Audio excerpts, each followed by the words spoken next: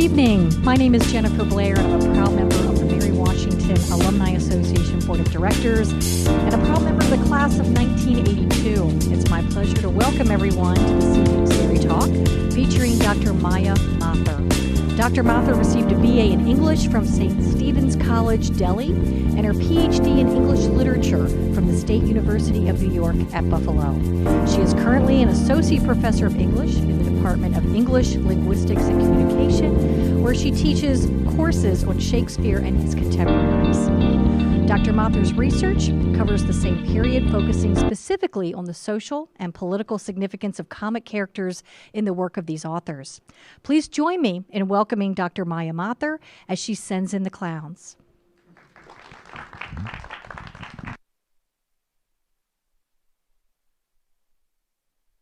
Good evening. Thank you so much for braving the rain and joining us for this talk.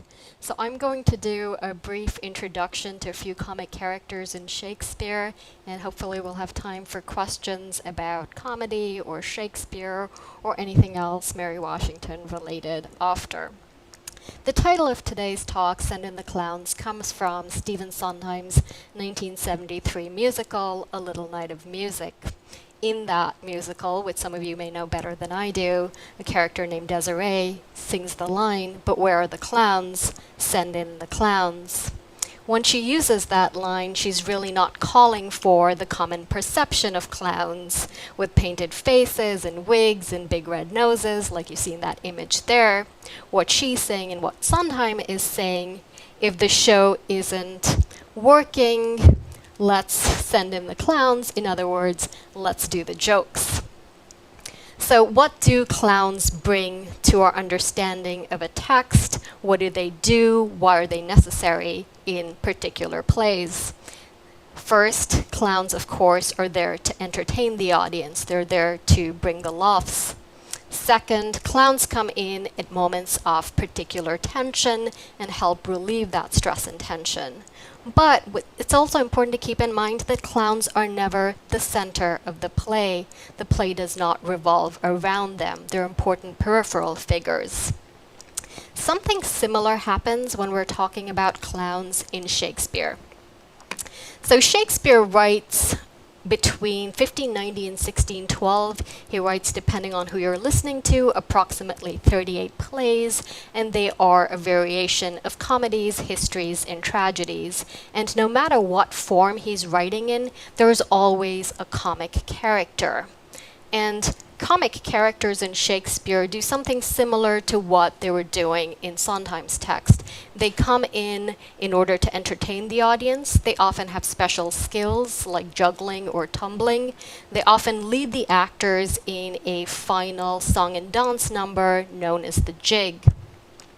But again, clowns are peripheral. There is no Shakespeare play that centers around a clown.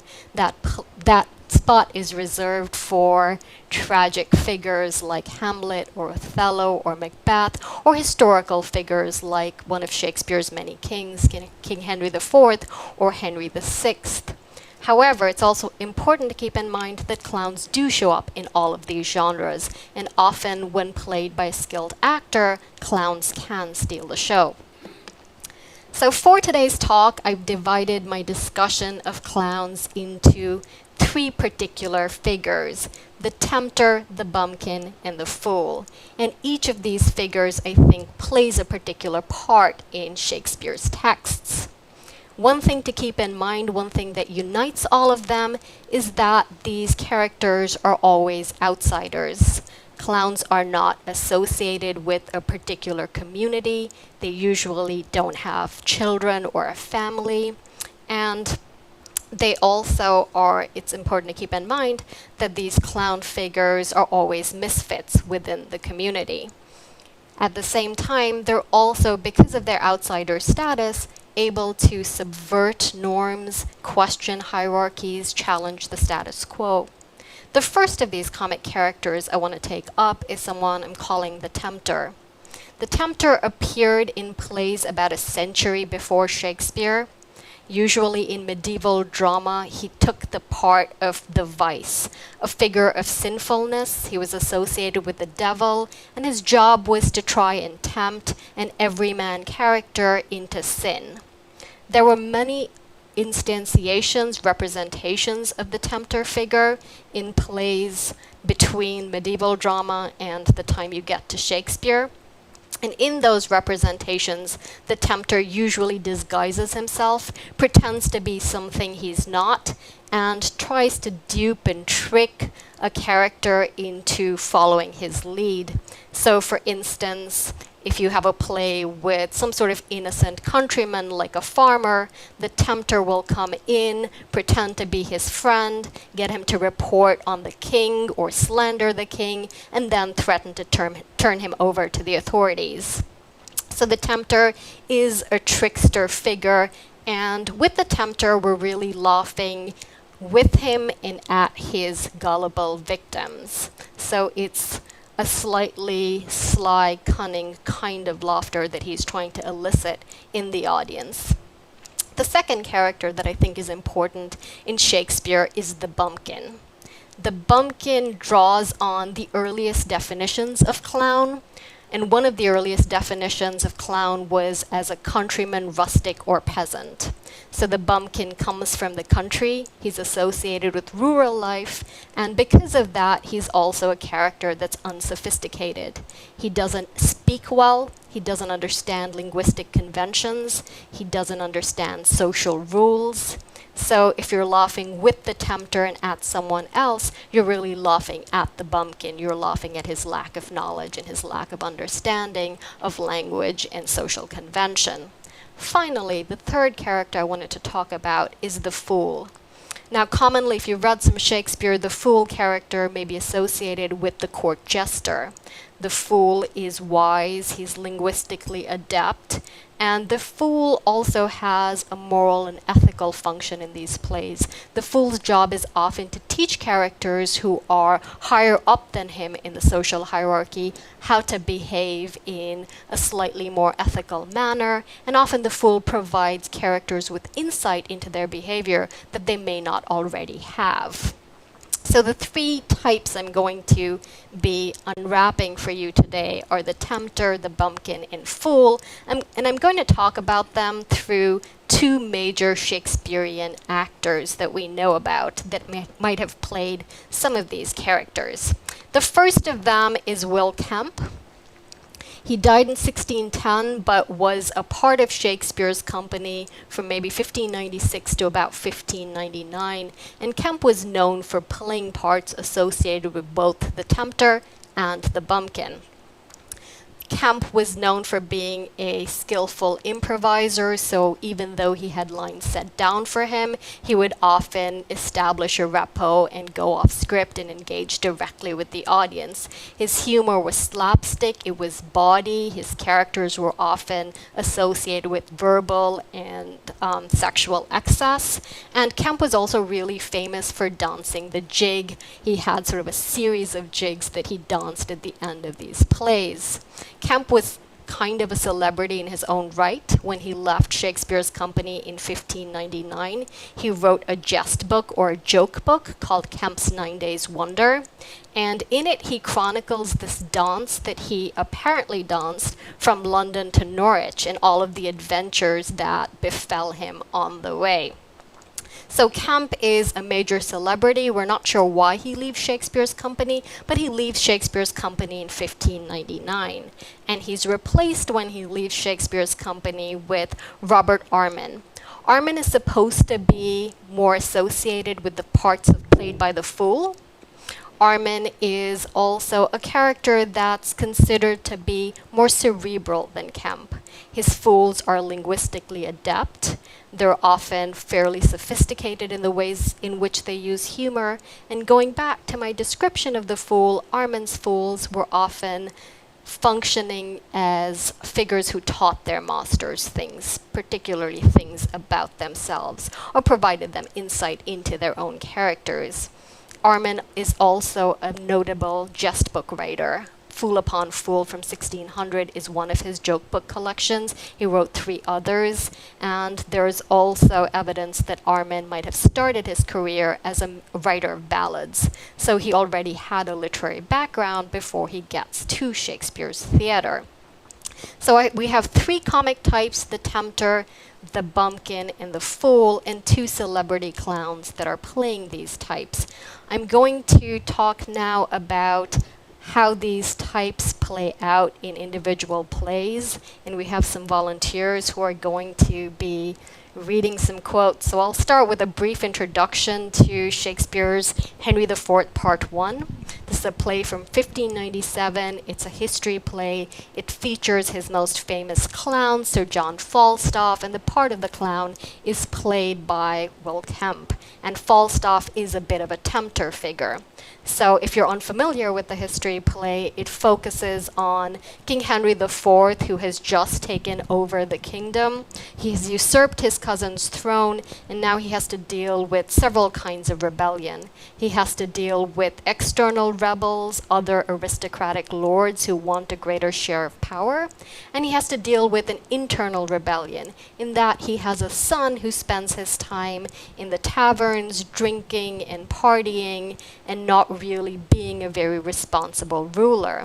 And one of the primary reasons his son Prince Hal is supposed to be such a poor example of rule is because he spends all his time with Falstaff. Falstaff is perhaps one of Shakespeare's most famous clowns. He spends all of his time drinking and stealing. He has no sense of honor.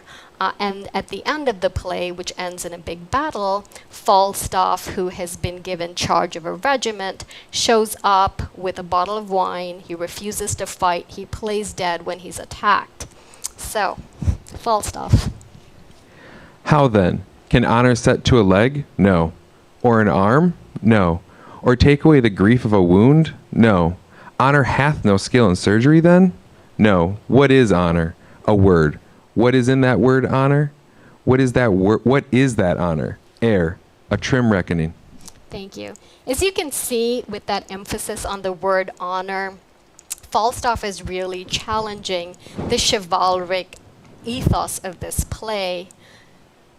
He's suggesting that honor is completely useless when it comes to war. It can't heal your wounds, it can't heal your pain, and it certainly can't bring you back from the dead. As the tempter, Falstaff is calling on the audience to question the idea of honor, and that is fairly subversive. He's suggesting to the audience that the audience choose his version of events, a life of pleasure, of gluttony, of excess, over the chivalric ideas of honor and reputation and bravery in battle that some of the other characters in the play embody. And in that sense, Falstaff is certainly fulfilling the role of the tempter that comes to Shakespeare from earlier dramatic forms. Kemp is also really famous for playing some of Shakespeare's bumpkins, Bottom in A Midsummer Night's Dream and Dogberry in Much Ado About Nothing. So Much Ado About Nothing is written about the same time as Henry IV Part 1. It is one of Shakespeare's most festive comedies. It's written in 1597, and it focuses on the romantic entanglements of 2 couples. It also has a comic subplot, and the comic subplot focuses on this clown, Dogberry. He's a police constable. He has 3 really funny deputies who are all incompetent. And by accident, Dogberry and his helpers manage to capture some criminal characters. But Dogberry is so incompetent, he can't even examine them properly. He can't write down a police report of their crimes. And so one of the people gets so frustrated with him, he calls him an ass. And we have a quote. Dost thou not suspect my place? Dost thou not suspect my years? Oh, that he were here to write me down an ass. But masters, remember that I am an ass. Though it would not be written down, yet forget not that I am an ass. Thank you. If you're confused by the word suspect, you should be. What he means there is respect. Dost thou not respect my place? Dost thou not respect my years? And of course, no one can respect someone like Dogberry because he doesn't even know how to use language.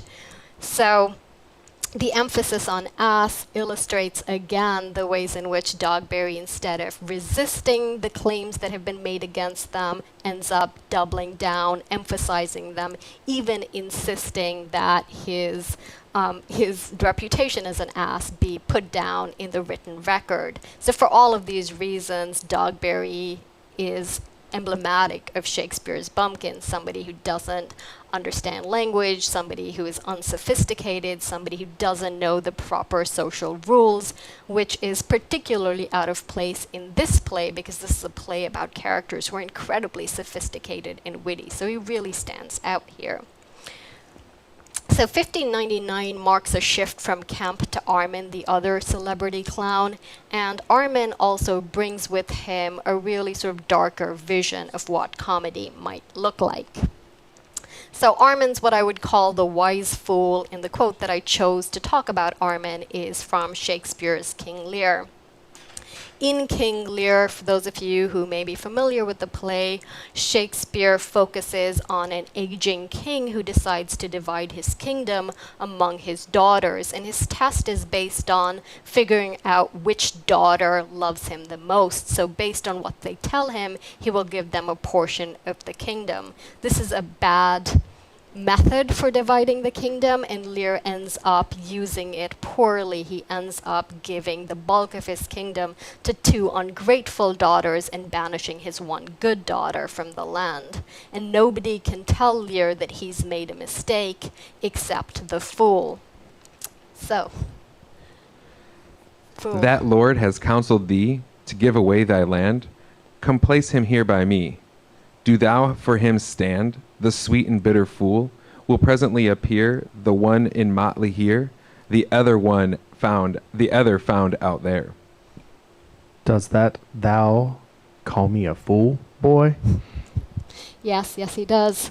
And so, even though the fool is right at the bottom of the social spectrum, he uses his position to speak truth to power, to illustrate to Lear the consequences of his decision, how having given away his kingdom, he is now no better than the jester who is socially right at the bottom of it. This is a darker kind of clowning that we see with Dogberry and even with Falstaff. It's not very funny. In fact, what it does is perhaps provide a tragic heightening to the text rather than necessarily comedy, but it also provides Lear with insight into his decision making.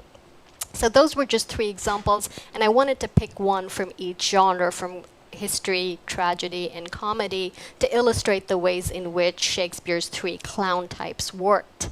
But I don't want you to think about comic types as something that is exclusive to Shakespeare, but as something that can be used to read a variety of comic figures.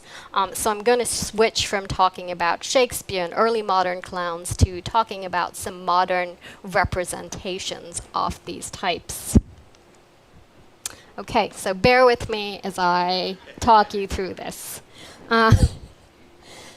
So the first Shakespearean type, the Tempter, the character that gets you to do what he wants and then mocks you for it. For this, I picked Stephen Colbert from the Colbert Report because part of his persona there was to act like a conservative pundit, to invite people in to share their views, and then to repeat those views in a manner that mocked them, that illustrated some of the problems with their point of view. And in that sense, then he revisits and echoes Shakespeare's Tempters.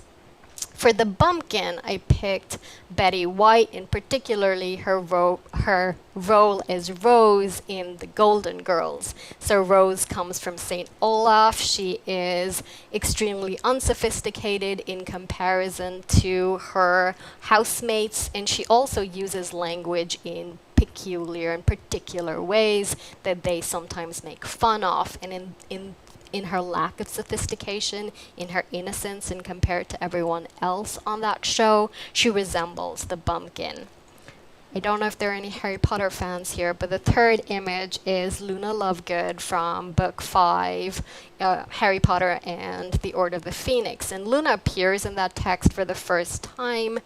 She's a character that everyone else in the book immediately ignores or discounts. She's wearing bizarre spectacles. She has really bizarre theories about magic. Nobody pays a lot of attention to Luna.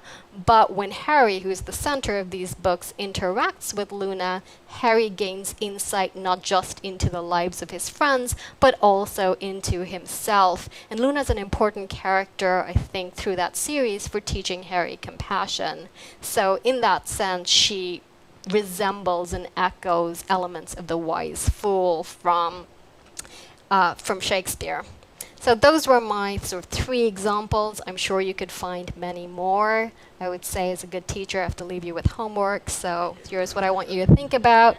The next time you watch a sitcom or go to the movies and it's a comedy, think about whether these characters resemble the Tempter, the Bumpkin, or the Fool. Thank you.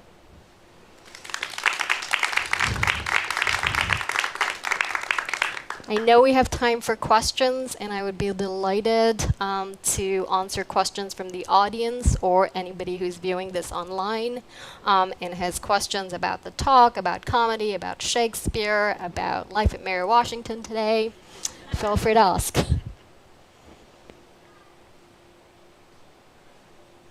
Yes.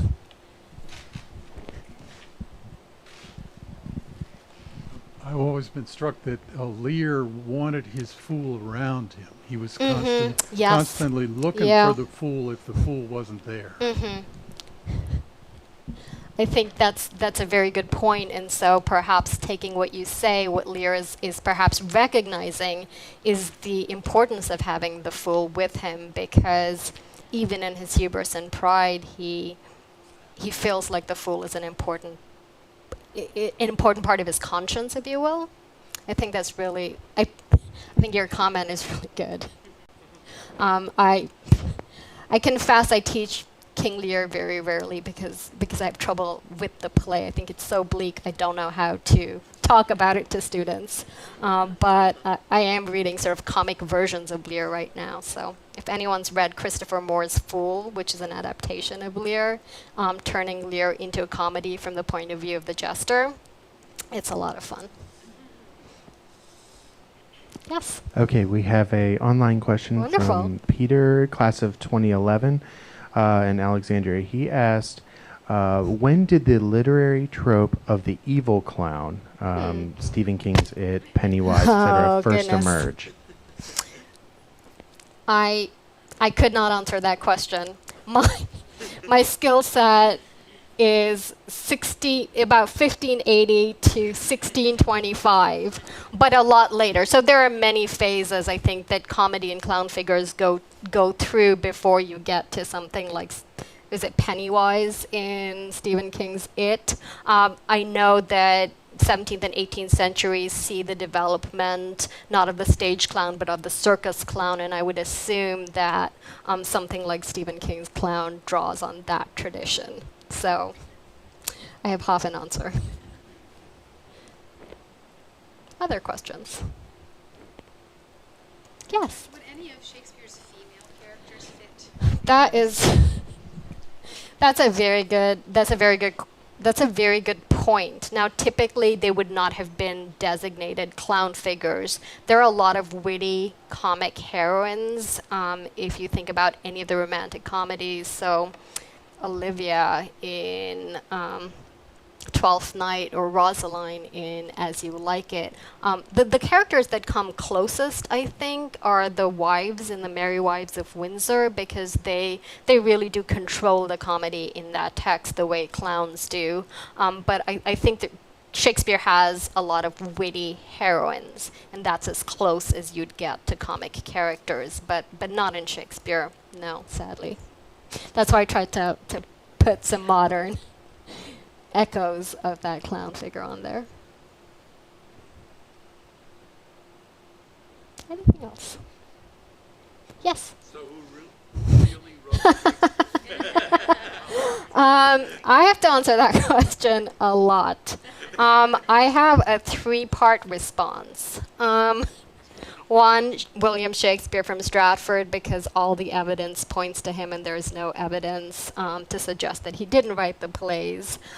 Two, when I'm teaching Shakespeare, it doesn't matter because Shakespeare's life is simply the first 15 minutes of the first day, and then we're focusing on the plays. But I will say increasingly we noticed that a lot of his plays were written in collaboration, which was fairly common in the period, and so more and more digital work is done to suggest that parts of the early plays in particular may have been written in collaboration with Marlowe. Parts of the later plays, certainly we know, were written in collaboration with John Fletcher, who was a playwright for his company. So Shakespeare wrote Shakespeare is my answer.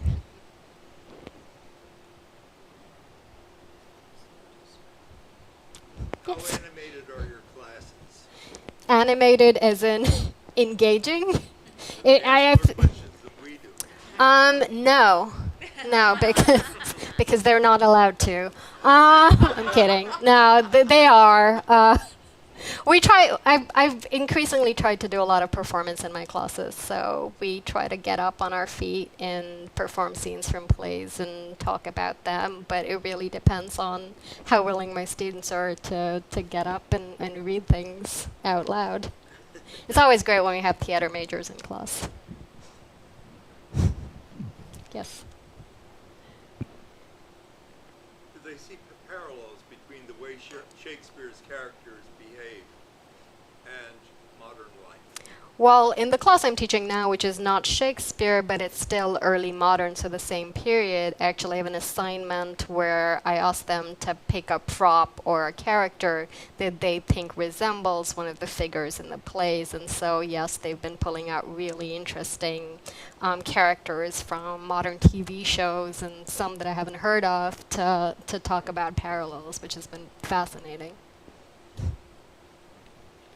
Yeah. It's interesting that none of the categories that you have there include sort of the jester, the person who you might think of. Yes. With the bells on his shoes and the funny hat bouncing around. Yeah, I would say the fool is the character that I think of as synonymous with the jester, somebody like the jester in King Lear, but I think the fool was just sort of a broader term for that. But when I think of the fool, I think very much of the official jester character, and particularly the character that was played by Robert Arman, who joined the company in 1599, because you'll notice a big shift in the way in which Shakespeare conceives of comic characters after that period. Recommend modern film versions? Modern fools in film versions of Shakespeare's texts. So so you mean film adaptations of Shakespeare? Is that I really recently I've like Julie Taymor's Tempest and Trinculo and Stefano, the two comic characters that show up that are played by Alfred Molina and Russell Brand, and they were really hilarious there. All right, we have time for one more question, and it's going to be JB up front. Oh. I know you've been here for a few years as a faculty member. Yes. Could you tell us, coming from India, how did you get excited about Shakespeare, and what other types of literature have you studied and that you teach here at the university? That's a very good question. I will say my original thought for this talk was going to be addressing Shakespeare in 3 countries, and India was going to be one of them. So Shakespeare goes to India very early, and he's carried with the British as they colonize India. And so there is sort of a long tradition from the 18th century onwards of not just traditional Shakespeare theater, but also Indian appropriations of Shakespeare. So like taking Shakespeare and merging him with Bollywood conventions and turning him into an Indian film with song and dances. I actually taught a Shakespeare and film class that included one of the Indian adaptations of Shakespeare. So I would say it's part of the Indian DNA, just as, or Indian speaking English, just as it is, I think, in America. So someday I'll put put together a talk on Shakespeare in India and America. But so I was already interested, and then when I got to grad school, I had some great teachers who were deeply invested in talking about early modern drama. But as I mentioned earlier, I really got into Shakespeare through teaching him here, because my work in grad school was really focused on social and economic conditions in Shakespeare and his contemporaries. But it was only through teaching Shakespeare that I really sort of engaged with his work. Great. If you could please join me in thanking Dr. Mathur for her informative and humorous presentation. So thank you again. It was most enjoyable. I want to thank all of you who've been here this evening for joining us. We hope you've enjoyed this presentation as much as I have. And for those of you who are joining us via video, thank you again for joining us this evening for this presentation. Our next Mary Talk will be on January 31st with the UMW Theater Director, Greg Stull. He will be discussing how the theater has changed the world. We hope you will join us for that one as well. For those of you who are here, the evening is not over. I hope you will join us for a light reception in the foyer with drinks and desserts. And again, thank you for joining us this evening. Good night.